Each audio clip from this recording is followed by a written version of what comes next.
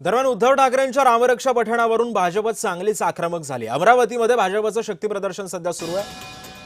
रामरक्षा पुस्तकात पाहून वाचता येईल का, भाजपनं ठाकरेंना डिवचलं। उद्धव को सन्मति सुदबुद्धि दे भगवान या आशयाचे बॅनरही आता लावण्यात आलेले आहेत। मस्जिद में, मदरसे में जो कांड होते हैं, जो स्कैम होता है, वहाँ का पैसा, हलाल का पैसा जो अतिरेकी यूज करते हैं, जो आतंकवाद फैलाते हैं, उसके बारे में कभी उद्धव ठाकरे ने मुंह खोला? हिम्मत नहीं होती। हिंदुओं को कुछ भी बोलने की हिम्मत होती, तो इसलिए तो माफ नहीं करेंगे, कोई हिंदू माफ नहीं करेगा। मला असं वाटते की देवानी त्याला चांगली बुद्धी देव आणि येणाऱ्या काळामध्ये त्यांना जर चांगलं होत असेल तर त्यांच्यासाठी सुद्धा एक चांगलं काम हो।